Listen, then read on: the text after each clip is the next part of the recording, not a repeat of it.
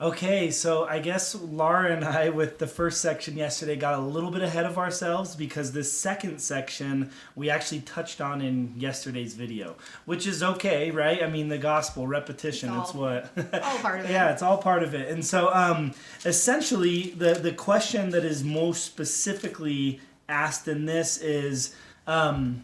When thinking of that verse that we quoted yesterday, an understanding of their hearts. And so it's really just kind of getting into understanding, more importantly, what the purpose of our hearts is in gospel learning. And so what do we learn from these two verses, which I think Laura's going to read to us. Oh, yeah. So these two, what do we learn from these verses, and how does that change the way we study? How does that change the way we think about the gospel of Jesus?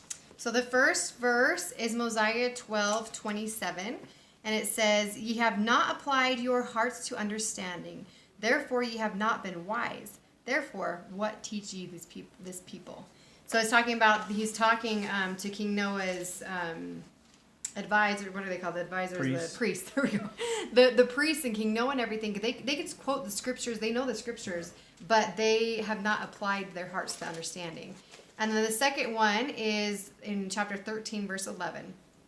And Abinadi here is teaching. He says, "And now I read unto you the remainder of the commandments of God, for I perceive that they are not written in your hearts.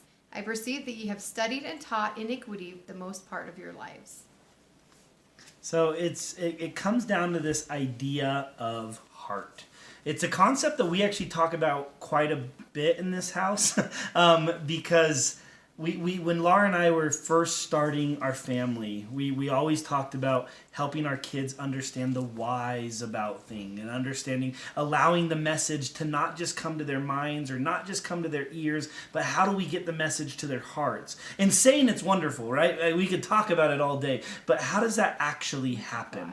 And we mentioned yesterday David A. Bednar talking about how we are the gatekeepers of our heart. The Spirit can bring things unto our heart, but it is only us that have control of allowing that message to come into our heart.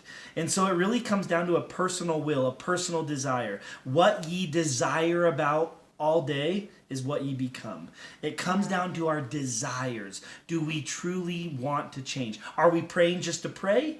Or do we desire to commune with God? What we've been watching a lot of Disney movies in this quarantine period, and one of the common movies that comes up is, and Laura's got to help me with this, is Frozen. Oh. And what happens, Elsa, as little girls, she freezes Anna, and the little like stone rock goblin guy, he says, the troll. Did it freeze her? Was it her head or her heart? Was it her head or her heart? And they said her head. And then what does he say? He's like, good, because the head is easily persuaded, but the heart is not. I love that. The head is easily persuaded, but the heart not as much. But the heart is not. And it's true. It's true in our lives as well. I did, so every time I read the Book of Mormon, I actually have a little theme that I look for in the Book of Mormon. And I truly recommend this. This is actually another Elder Bednar idea. And to not just read the book from a historical perspective, but pick a doctrine, pick a question, and go through it. And my doctrine was, or the principle I was seeking was overcoming temptation. And within that, I realized shortly into this the power of the heart in conversion. And so what I did every time I read that word heart, like for example, every time I had read the word heart, I would put a heart next to it. And so these are actually a bad example of your heart. So your heart's hardened, and then a good example of your heart's. And then you see so I just wrote little hearts in my margin that help me to understand the importance of our hearts in conversion, the importance of our hearts with the message of the gospel, and how it is not just our heads which can be persuaded, but it's seeking to get it into our heart. I also love this, what we read in 12:27. It says, he just basically tells the priest, therefore ye have not been wise. I love the difference between having knowledge and wisdom. And I'd have to go back and look up the exact saying of this or whatever, but I remember, I think it was a professor that said this, that knowledge and wisdom, the difference is there's knowledge. It's learning knowledge, learning things, things that you understand, information and everything. But wisdom is when you apply it to your life and use that knowledge to do something. And so wisdom is actually changing yourself with the knowledge you have gained. So they had the knowledge, they just didn't use it right. They didn't use it to change, to apply that knowledge to coming closer to Christ. They weren't doing the right things. So in our lives, are you smart? Are you knowledgeable, or are you being wise?